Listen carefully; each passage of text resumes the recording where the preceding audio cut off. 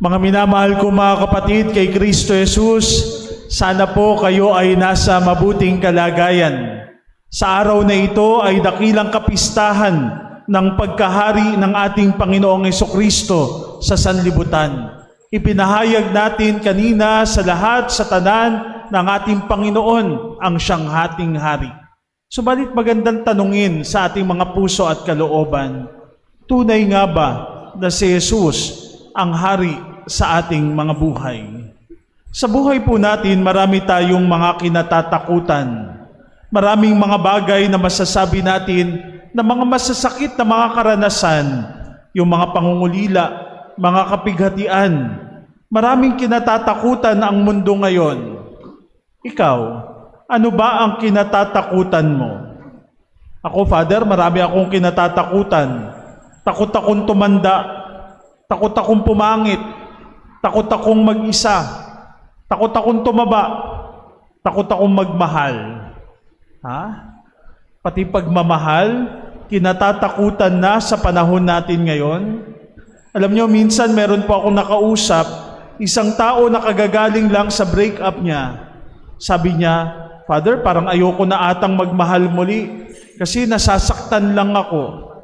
Para ba daw na laruan lang siya, na kapag gusto at saka lang kukunin, tatawagan, kukumustahin, kapag ayaw, papabayaan na. Kahit masira, winawalang bahala. May mga tao na takot magmahal sapagkat nasasaktan, umiiyak, at talagang hindi pa rin makamove on sa kanyang buhay. Yung iba, takot magkaroon ng sakit. Bakit? Kasi baka walang mag-alaga sa kanila. Siya na dating breadwinner ng pamilya, siya ngayon yung inaalagaan. Siguro po, isa din sa common na kinatatakutan ng isang tao ay yung kamatayan. Totoo po ba yon? Takot ba tayong mamatay? Na sa tuwing merong kwentuhan, ayaw natin mapag-uusapan yung kamatayan.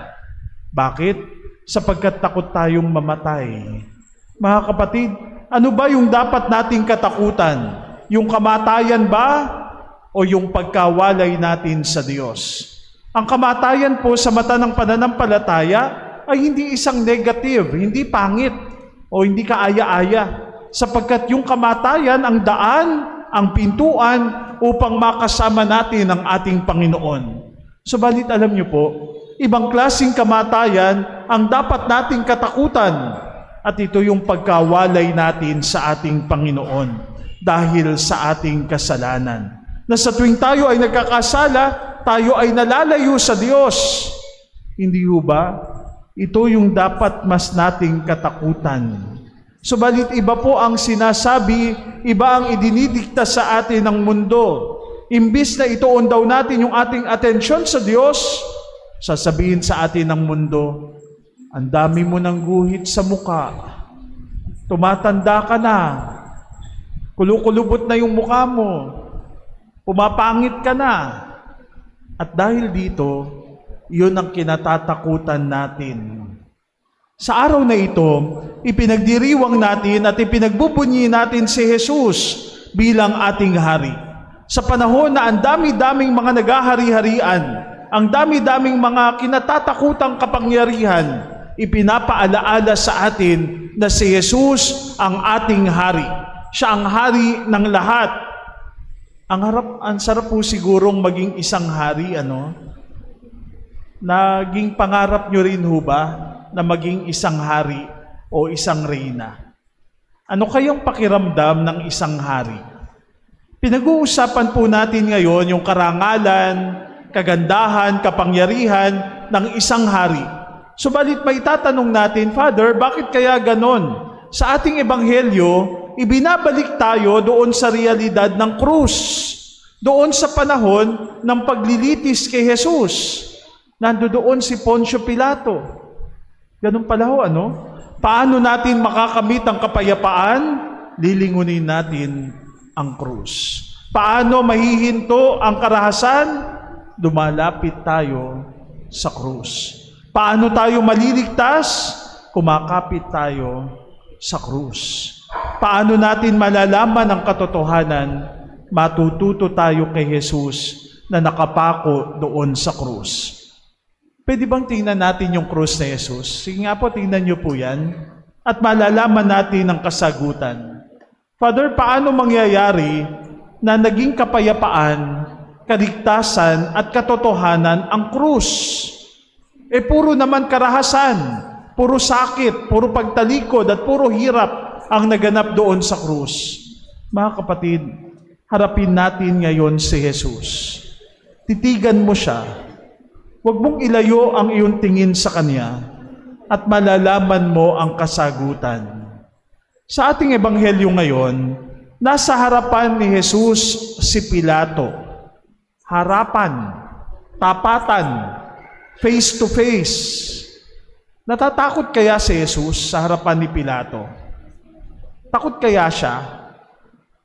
Kaya din nating makipagtapatan?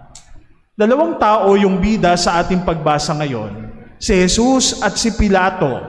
Si Pilato na isang makapangyarihan sa bayang iyon, nasa kanyang kamay yung pagdedesisyon kung mabubuhay ba ang isang taong pusakal. Iginagalang siya, tinitingala, makapangyarihan. Subalit sa lahat ng ito, makikita natin si Poncio Pilato, duwag, walang paninindigan, may pagdududa, hindi makapagdesisyon, may takot sa kanyang puso. Bakit? Nalalaman niya na walang kasalanan si Jesus, subalit hindi niya ito mapangatawanan. Lalo na nung posisyon na niya, yung kapangyarihan na niya, yung nakataya. Ano ang sabi kay Poncio Pilato? Kapag pinakawalan mo yang si Jesus, hindi ka kaibigan ng Cesar. Sapagkat nagpapanggap lang yan na hari, at isa lang ang aming hari, ang Cesar. Sa tagpong iyon, mga kapatid, tila baga si Pilato yung may kinatatakutan. Tila baga si Pilato yung nakakulong doon sa madilim na sistema ng lipunan. Ganun pala ho, ano? Kapag pala tayo ay nasa harapan ni Jesus, ang katotohanan, naroroon na inuusig yung ating budhi, yung hiya, dahil tayo ay makasalanan. Totoo po ito, mga kapatid. Bakit nga ba may mga tao na nakukonsensya, nagbabalik loob sa Diyos? Kasi po, hinahanap-hanap ng ating puso yung daan ng katotohanan. Sabi nga ni San Agustin, ang ating puso ay nababagabag hanggat hindi ito nakasusumpong ng kapahingahan sa ating Panginoon. Pero alam niyo mga kapatid, may mga tao na manhid na, hindi na tinatamaan, hindi na nakukonsensya. Mga kapatid, lingunin din natin ang ating mga puso at kalooban. Sa sandali na tayo ay nakakagawa ng masama, ng kasalanan, naroroon pa ba na binabagabag tayo yung ating konsensya? O wala lang, okay lang yan. Sabi nga sa kasabihan, ang katotohanan ang magpapalaya sa atin. Si Jesus ang katotohanan. Subalit ayaw siyang tanggapin ng mundo. Bagkus, pinagpalit pa siya sa isang pusakal. Mga kapatid, kung babalingan muli natin ang krus ni Jesus, ito ang ating hari.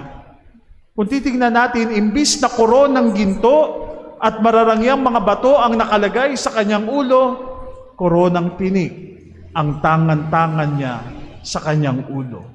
Imbis na pulpurang pula at magagarang damit, sugat-sugat na katawan ang kanyang tangan-tangan. At imbis na setro, pakong nakabaon sa kanyang mga kamay, ang kanyang hawak-hawak. Ito ang ating hari. Bago niya ganapin yung kanyang misyon, bago siya ipako doon sa krus, itinuro ni Jesus at ipinakilala niya sa kanyang mga alagad at sa atin din kung ano at kung paano ba maging isang hari. Ano ang ginawa ni Jesus? Nagbigkis siya ng tuwalya, kumuha siya ng palanggana at isa-isa niyang hinugasan ang paa ng kanyang mga apostol. Ha? Akala ko ba ang hari ay mataas? Akala ko ba ang hari ay paglilingkuran?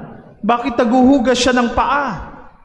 Sabay sabi ni Jesus, binibigyan ko kayo ng halimbawa. Gawin din ninyo ito sa iba. Buhay pagmamahal, buhay paglilingkod. Mga kapatid, ito ang ating hari.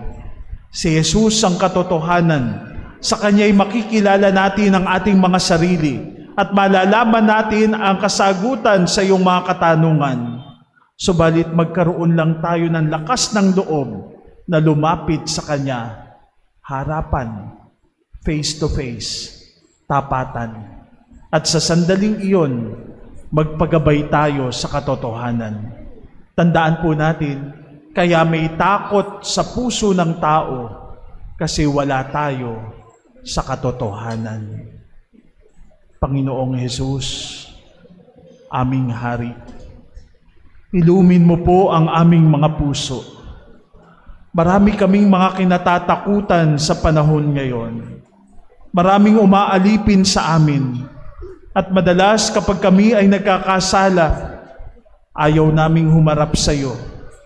Ipinipikit na lamang namin ang aming mga mata at mas pinipili namin ang kalayawan, ang kamunduhan, at ang mga naghahari-harian dito sa sanlibutan. Mabalikan din nawa namin ang tagpo doon sa krus at doon buong katotohanan at lakas naming maipapahayag na tunay nga na ikaw ang aming hari. Amen.